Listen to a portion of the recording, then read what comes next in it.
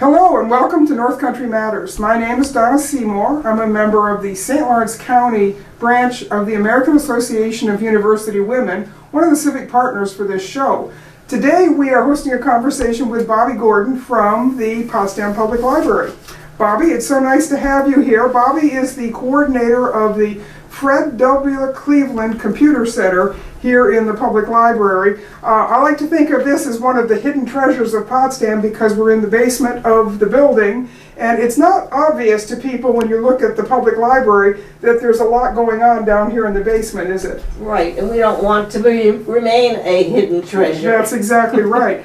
This happens to be the first show of our 2017 season. It's our 13th year of North Country Matters, and we've actually switched locations this year. We're now going to be filming here in the computer center. We're in the classroom area right now, and we're delighted to have the public library come out as a new partner of North Country Matters. Well, we're delighted to have you Oh, here. great. So, Bobby, let's talk about where the center is located and how you access this place, a little bit about some of the features, how we get here. There's a couple of different ways to come into the building. That's true. It's a little bit complicated, but hopefully nobody has much trouble. Everybody seems to find us okay.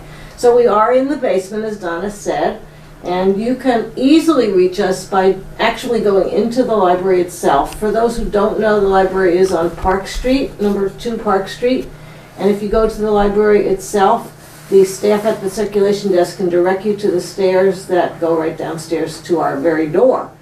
If you want to come in directly, you can access us by going down the alley between the library building and the fire department. And in that alley, there is a door which leads to a ramp. So we are handicap accessible. Right. So that door is the second one on your left, and you go down that ramp, and then you make a right turn, and that leads you to the computer center. Right, and there's parking on the street out in front of the library for temporary usage.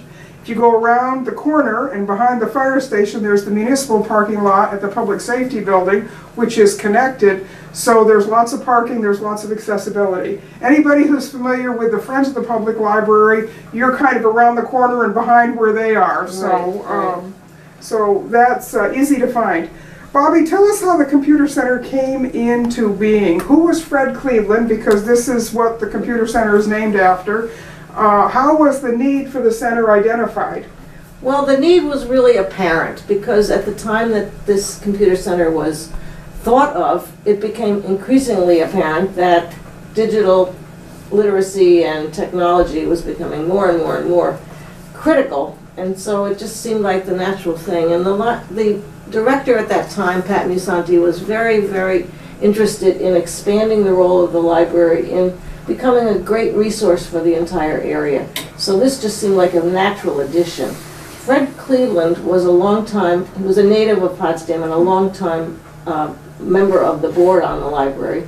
And he donated some funds, and those actually provided the money to build the construction of the facility. And then in addition to that, there was money partly from the Obama stimulus package, partly from a grant called the BTOP grant. Some people are familiar with that. It came through the library system, and then some funds also from the Gates Foundation. Right, so it was everything came together at the right time in order to make this happen. It's kind of one of those perfect storms. Exactly, and sometimes perfect storms are good things, and they have good outcomes. Right. Let's talk a little bit about the kinds of services that you can offer to the public here in the library. You mentioned before about digital literacy, and one of the things we know, regardless of what age you are, if you're trying to access a lot of services either at the New York State or the federal level, you have to be able to go through them often with a computer, and so knowing how to be literate on the computer is really key to getting access to a lot of information and services. You haven't even touched the tip of the iceberg on why people need this. Right. Many people think of us as just a place where you can go and use a computer. And I asked an email station. An email station. I asked somebody the other day, do you know anything about the computer center? Well, I know you can go there and use a computer, but there's so much more that we have here. So yes, that's one of the things. You can use a computer, you can check your email, you can go online to do research of any sort. You can come here for technology classes. That's one of the things that people seem to be most aware of, but it's not the only thing. So in addition to technology classes, we do presentations, or we have presentations available here. So if someone has a presentation that they'd like to do, they can get in touch with us and we can make arrangements to do that. We have meeting space, both this room, which holds about 12 to 15 people at the maximum. We have access to a larger room, which holds 40 people. And we also have interview rooms, which are able to hold 2 or 3 people. And all of those spaces are used for different things. So we have that. We also have video conferencing equipment. So if someone is connected in some way to an organization that's maybe in New York City or someplace out of state, and they can use video conferencing, we sometimes can help people avoid big trips to go to meetings and so on. We also have individualized instruction, and this is one of the things I really want people to know about because they aren't making enough use of it. We have instruction that is tailored specifically to what somebody needs. So if you have, for example, attended a technology class here and you don't quite get everything and you have some more questions, you can ask for an individual session and pick up the fine points. If you're having a specific problem with your tablet or your phone, you just don't need a class, you know how to use those things, but you just need a little bit of help. Or you've never used anything and a class might be a little bit too much for you. You can do an individual session with somebody. So you want to start out a little bit slower and Right. Have some one-on-one help, and that's what you can offer here. And I'm the kind of person who doesn't pick up things really quickly because I'm not 22. Or 12, Obviously, or 12. or 4. So I sometimes feel like a class is more than I can really handle. So for those reasons, we really want people to take advantage of the availability of those individualized sessions. And it's also less intimidating for some people. They feel like in a class they don't want to say, I didn't understand that. Right, So- because they feel like everybody else probably does, even though they might not. Exactly. So, I see every week in the newspaper a list of the classes that the library is offering down here in the computer center, and there's a wide range of things that people can learn. Give us a couple of examples of some of the classes you have scheduled this week or next week, for example.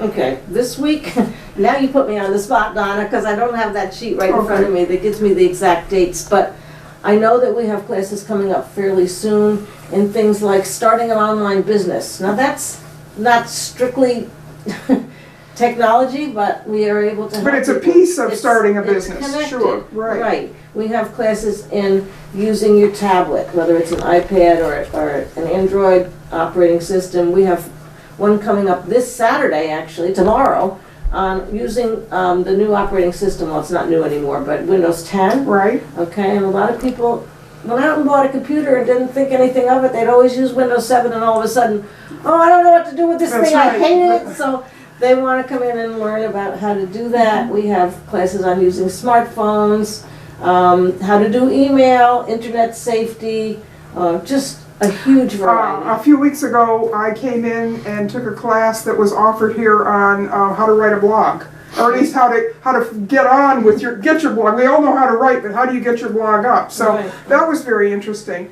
And who are the people that teach these classes? You rely a lot on students, don't you? We do. We are very fortunate to have Clarkson University here, and we've got an arrangement whereby the students that are eligible for work study, which is a federal program that pays the students at Clarkson and other places to go into the community or on campus and do things that are really needed, but it's an opportunity for them to alleviate some of the expense of their education. Sure. And these students are just amazing because they're very capable in terms of technology, but they're so personable and it's just wonderful. They really enjoy what they're doing, and it's really Well, you know, one of the things that helps to foster the sort of town gown collaboration would be something like this, because often people don't get to know students on a personal basis, and and they don't get to know us either here in the community, so this really opens a lot of doors, doesn't it, for both sides of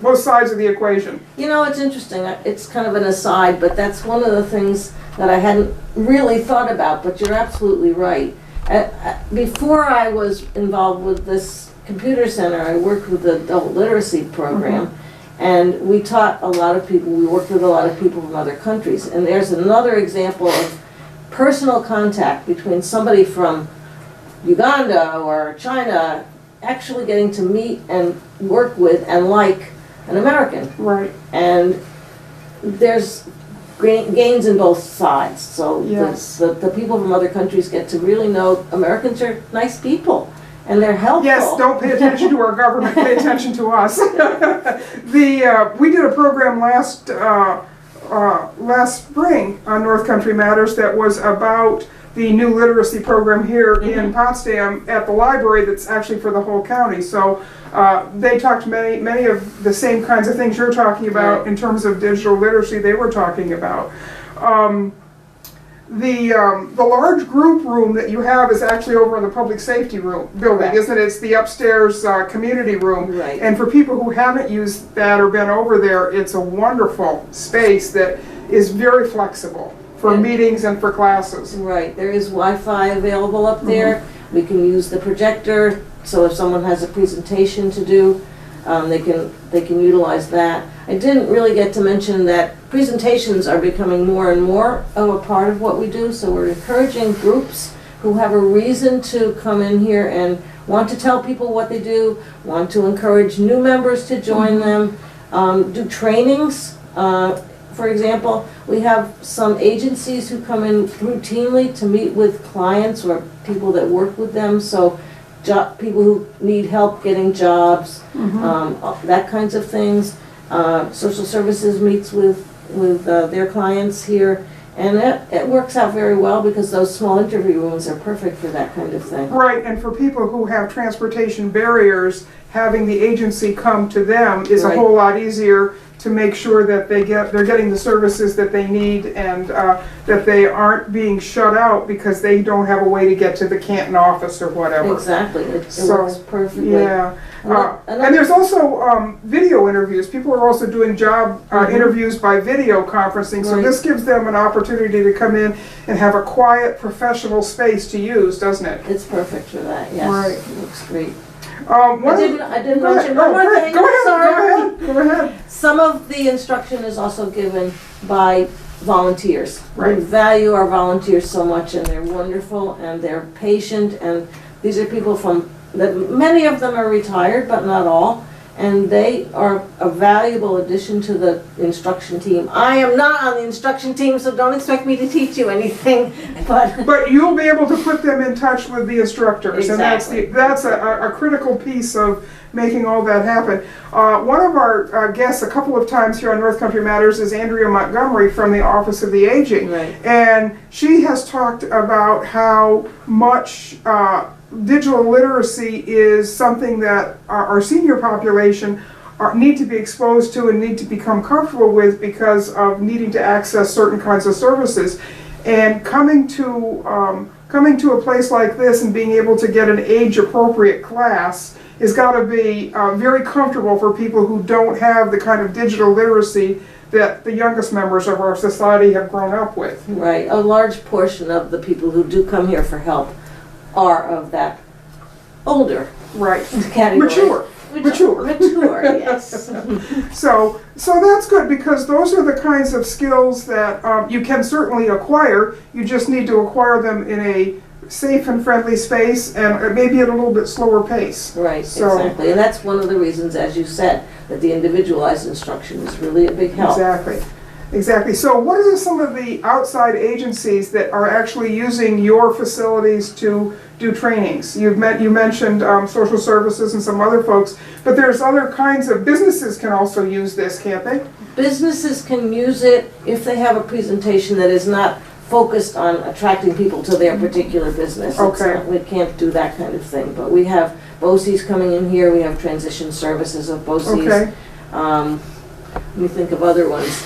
There are a large number of agencies who do utilize the space, And now that you ask me, it's difficult for me to come up with Well, exact names. for example, I can think of maybe a group of people need safety training. And they need it away from the workplace, but Right. so this would provide that kind of opportunity, wouldn't it? Here, Right. So, and those can all be scheduled through you in the computer center office. So all people need to do is, call the public library, and they'll send the signal down here to the bat phone, and you'll pick it up, right? Right, yes. Maybe I should say what the phone number is of the Sure, library. sure. The phone number is 315-265-7230, and then, as you said, they can contact us. We also have email, which is another good way to let us know that you're interested in something. That phone number, or that email address is PCC. It stands for Public Computer Center, which is what this used to be called, at potsdamlibrary.org.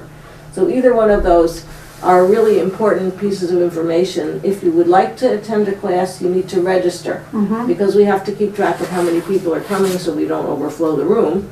And also because we like to keep the classes small so people can get the individual attention that's really important. Right, and so all basically, now, when the students are coming in to do some of their programming, you alert the community that a program is being offered, and then people sign up. Correct. Is that correct? And that's true of all the kinds of programs that we do. So we publicize the classes, including the technology and also the other kinds of things. Like we have coming up sometime in this month a program on electronic cigarettes and what they're made of and what kind of health implications there are in using them, things like that. We have another one called Living Life Online, which will be a discussion about social media and how your identity can be at risk, and taking care of your children and not letting them get into difficulties. So we have all kinds of things. So cyber safety, in other words, is what you're talking about. So people really need to register for those kinds of presentations. We have one coming up the 7th. A man who has written a novel and who is going to speak about surviving unexpected emergencies. I actually went to the first presentation of that was given back in January. It was very interesting, and the room was full, so I'm glad to see that you're giving another opportunity for people.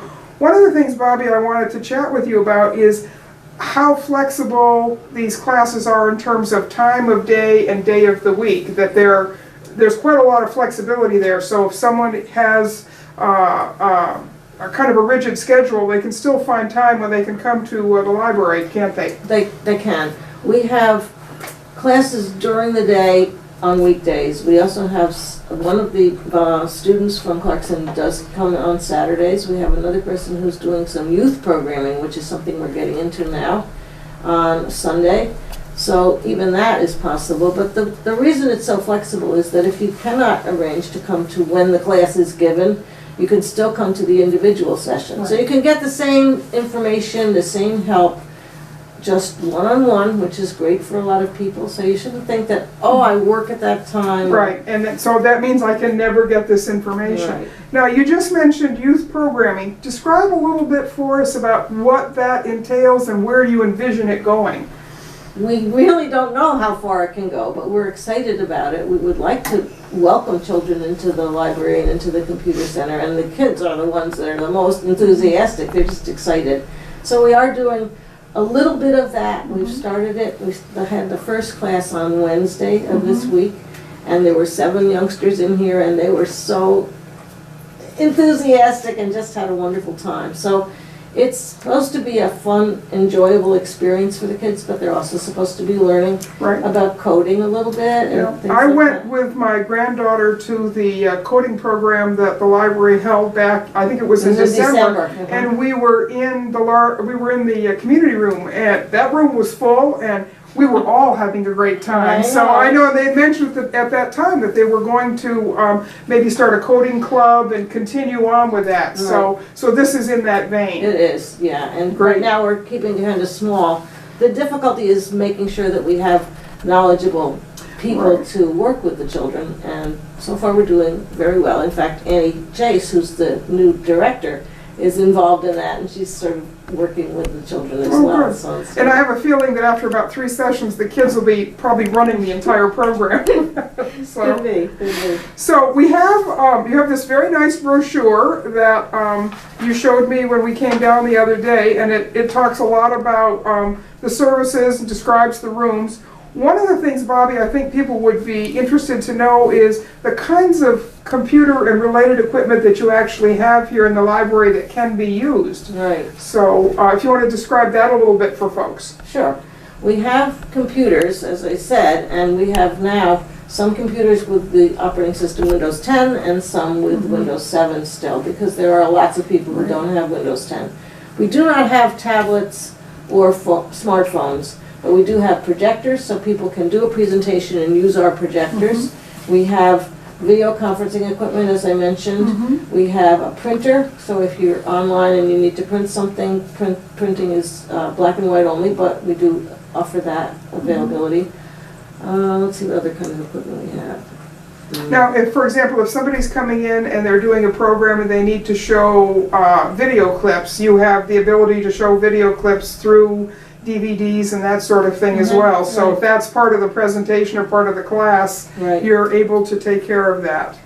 Correct. And the Wi-Fi is available all through this computer center as well as upstairs in that large community room. So if you wanted to go online during your presentation, it's perfectly available and it works well. Okay, so we've covered a lot of ground here in a very short period of time. How long have you been working here as the coordinator?